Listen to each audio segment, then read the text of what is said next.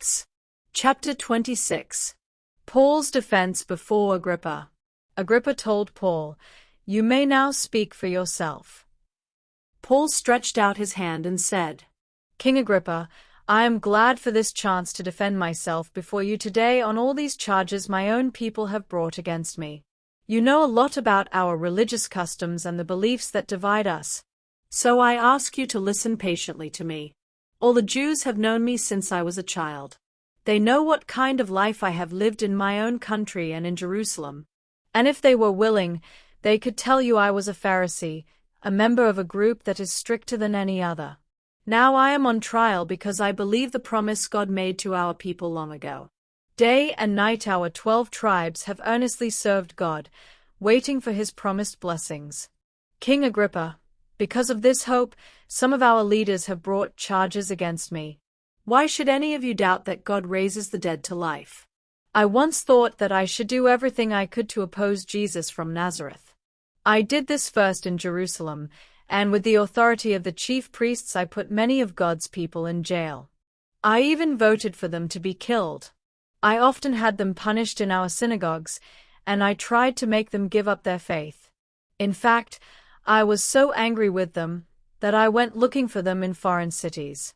King Agrippa, one day I was on my way to Damascus with the authority and permission of the chief priests.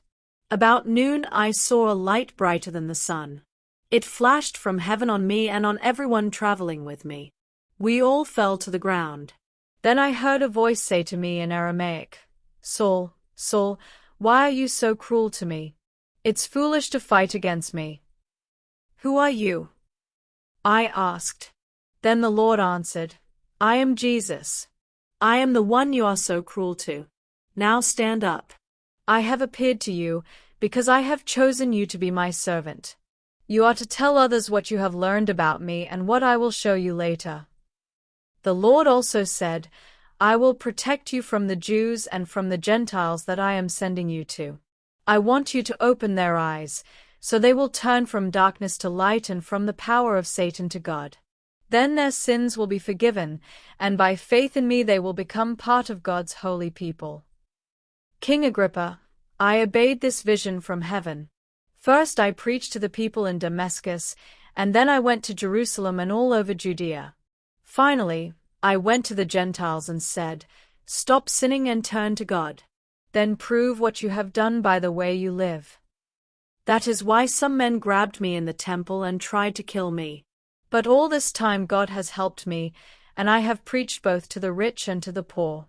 I have told them only what the prophets and Moses said would happen. I told them how the Messiah would suffer and be the first to be raised from death, so he could bring light to his own people and to the Gentiles. Before Paul finished defending himself, Festus shouted, "Paul, you're crazy. Too much learning has driven you out of your mind." But Paul replied, "Honorable Festus, I am not crazy. What I am saying is true, and it makes sense. None of these things happened off in a corner somewhere. I am sure that King Agrippa knows what I am talking about. That's why I can speak so plainly to him." Then Paul said to Agrippa, "Do you believe what the prophets said?" "I know you do." Agrippa asked Paul, "In such a short time do you think you can talk me into being a Christian?"